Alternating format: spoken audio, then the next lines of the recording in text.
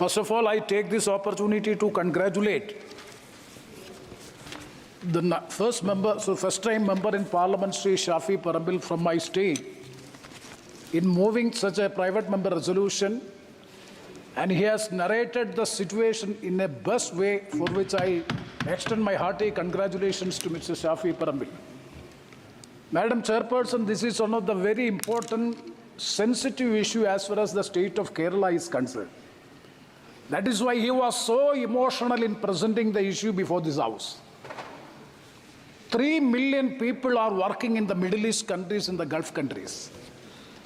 And if we examine the social status or their economic background of these people, 90% or 90 to 95% of the people belongs to the lower strata or the middle strata. So how a person or a passenger belonging to such a family, just they are going, living abroad, in Gulf countries, living their families, everything, just for their bread and butter, they are working, they are hard working, how they are able to meet this airfare of having such, it is even coming to 1 lakh rupees for the economy class, and they have to bear that expense.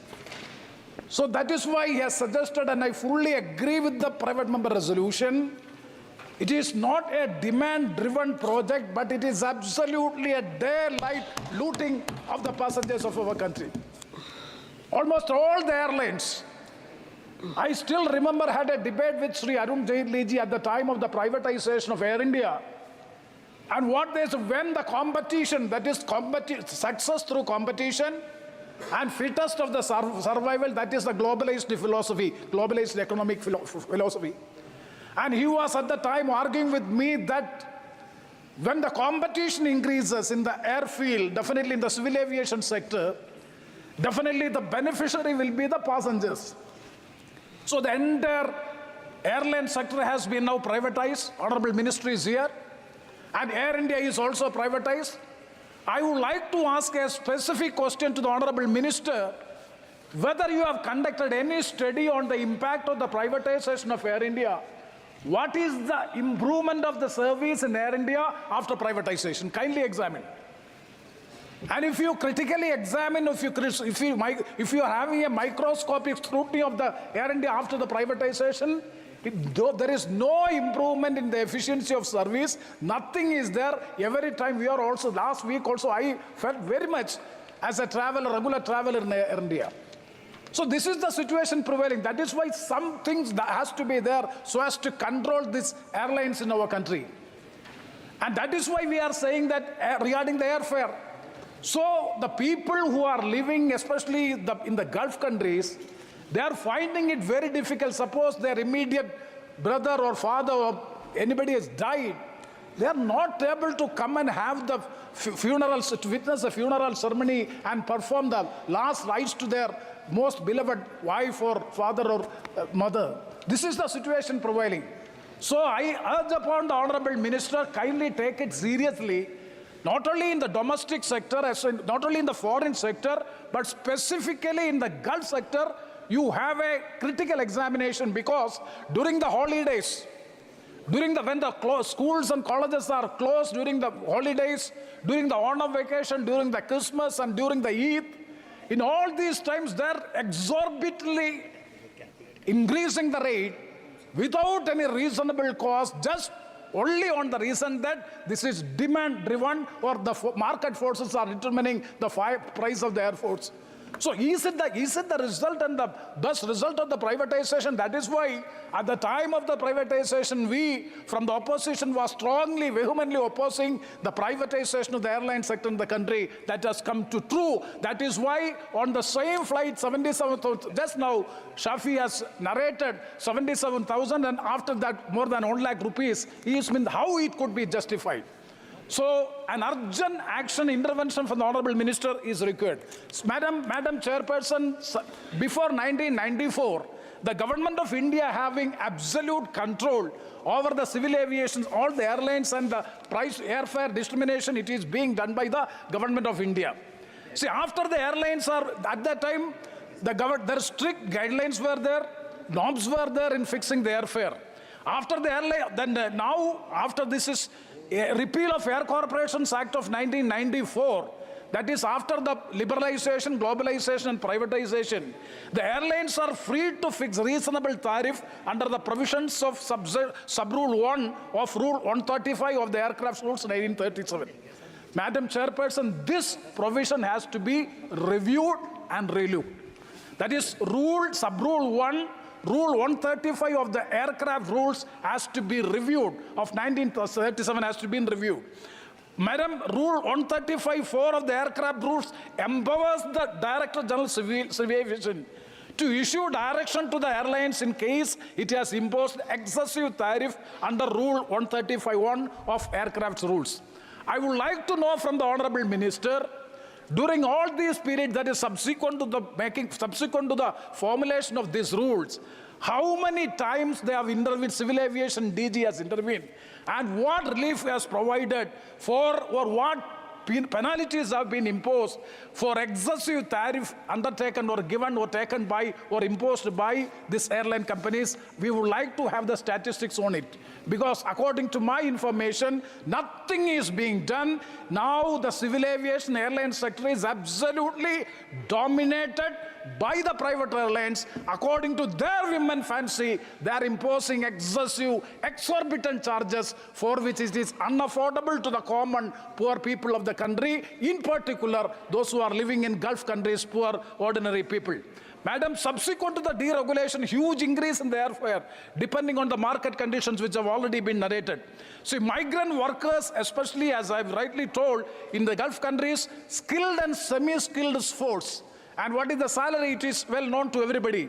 And they are not able to afford this price. Madam, in 2023, domestic air traffic has grown by 23%. That is record passengers of 153 million. We are having 153 million passengers now. By 2030, it will increase by 300 million. My question is, whenever the demand and the number of passengers increases, definitely the price has to come down. We are having 156 million passengers, and it is a very good growth as far as air traffic is concerned. And by 2030, it will be increased up to 300 million. This is the statistics and the report which shows. Then why the airfare is not coming down? That has to be explained. That is another point which I would like to make. Madam, I would like to refer the committee report, that is Committee on Transport, report number 353. That is a Parliamentary Standing Committee report number 353 of the Committee on Transport and Highways. Very specific, so many recommendations they have given. All these recommendations, none of the recommendations has been implemented so far.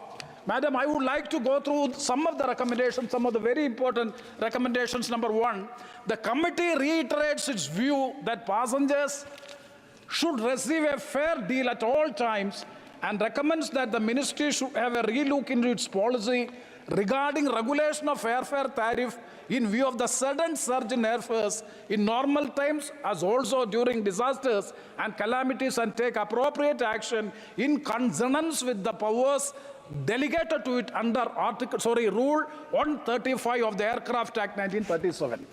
See whether any action has been done by the DGCA by invoking the power under Rule 135. Absolutely their power is there, provision is there, but nothing is being done. That is the experience which goes to show. Otherwise, let the minister explain and convince the House that it is being done in a proper way.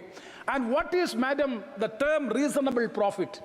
This is the word which is being misused and misquoted by these airline companies. What is the reasonable profit? Who is determining the reasonable profit? Madam, the committee further says, the committee is of the opinion that the term reasonable profit should be clearly defined in the rules, taking into account various financial and operational factors, as it is the most significant aspect for controlling surge in airfares which affects the common man. Sir, what else is required? This is the standing committee on this is a standing committee on transport, and specific recommendation has been given to the government that the reasonable profit, the term reasonable profit, is being misused by the airlines in the country. That has to be reviewed, relooked, and it should be in accordance with affordable to the common man. That is the recommendation of the Standing Committee on Transport. What action did the government take on the recommendation of this committee, Parliamentary Standing Committee? So further, the committee says, so many recommendations, I am not going to all. And further, the committee recommends that the ministry, in consultation with the airlines, should devise a mechanism or a formula so that the concept of reasonable profit as provided explicitly in Rule 135, one of the aircraft rules 1937, is adhered to. That has already been explained. I am not going to the details. And further, further, madam, the committee also recommends setting up of a grievance redressal mechanism to deal with such complaints. Shafi Parambil's private member resolution, a specific demand is to have a separate quasi-judicial mechanism so as to look into the airfare, whether it is excessive, whether it is reasonable, just, genuine. That has to be looked into, for which a quasi-judicial mechanism has to be provided. Though the quasi-judicial word is not being used by the Parliamentary Standing Committee on Transport, they have recommended that setting up of a grievance redressal mechanism to deal with such complaints, and also recommends that the ministry may ensure the proper implementation of the existing rules under Rule 135 of the Aircraft Rule 1937, which is the national law in India for fixing of reasonable airfares by the airlines for the benefit of the passengers. Madam Chairperson, further the committee, and correctly in the resolution it is clearly mentioned, to devise a suitable monitoring mechanism to keep a check on the sudden surge in prices during the festive seasons or holidays or natural calamities, as it has a negative impact on tourism. Madam, our state, Kerala, is mainly depending on one of the major revenue income is, or the income is out of the tourism. It is well known, it is being described as the God's own country. So it's what is happening during the tourism season, as well as the vacation season, and also in some festive seasons. In all these times, it is being exorbitant rate is being imposed, and the committee is very specific that a suitable monitoring mechanism has to be put in so as to check the sudden surge in the prices during the festive season. Yes, madam. Yes, ma'am. I'm concluding. So 1 or 2 minutes, I will conclude. And further that ERA, in consultation with the various stakeholders, may look into the feasibility of reducing the various components of airfare, which may result in decrease in airfares. Madam Chairperson, I would like to draw the attention of the Honourable Minister. Not only the airlines, the government has to do a lot of things in this, because regarding the tax on the air fuel, and also regarding so many other issues also, just now Dushanji has told about it. So many other components are there since it is being enhanced. So definitely the government has to come forward how to address the issue, how to minimize or address the issue of the highest airfare in the country and regulate all these things. And rightly, a report has already been mentioned here that India, that is, he has read it, ACI, that is the Airports Council International, conducted the study of 36,000 routes in the top 10 aviation markets in Asia Pacific and the Middle East. It found that India saw the highest airfare increase of 41%, followed by UAE 34%, Singapore 30%, and Australia 23%. International airfares in particular have seen a 50% increase in the September-December quarter of 2022 compared to the same period in pre-pandemic 2019. This is the situation prevailing in the country.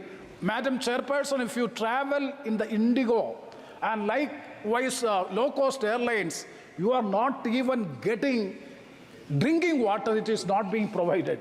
It is a primary basic human right of a passenger to have drinking water. And also even for the seating arrangements, I am not going to the details. The committee report is specific regarding the seat fee, special fee for the seating also. If you want to have the front seat, you have to pay more. And some other seats, 1,500. And we, the members of parliament, are suffering. We are now taking money from out of our pocket. Lok Sabha Secretariat is not paying for it. because Lok Sabha Secretariat, because this 1,500 rupees has to be borne from our pocket, because if you want the front row seat, it will not be allowed, for which cost is to, additional fee has to be given. Such a situation, this is airline. Dhanyavad, Yes, Madam, yesterday, Honorable Minister, he has given a very good reply. We all congratulate him, and he said one word, that now Indian civil aviation or the Indian airfield, now it has become the railway of India. But railway of India means railway is improving like anything in so many aspects. Even the railway stations and so many other Vande Bharat train. So I would like to urge upon you, please have a special look on this airfare matter, and to have some legislative amendments. We will fully support the government to have some, and the government should have some definite and specific role in controlling the airfare, and that has to be looked into. In particular, once again, I would like to suggest you have to examine it as a special case of the Middle East countries where the common poor people are traveling day to day or for their job and for their bread and butter. With these words, once again, I fully support the private member resolution moved by my learned brother friend, Sri Shafi Parambil, as a private member resolution. That is the first private member resolution of the 18th Lok Sabha. I urge upon all the members of the House and also to the government, please pass this resolution, since it is having an unanimity among the House. With these words, I conclude. Thank you very much.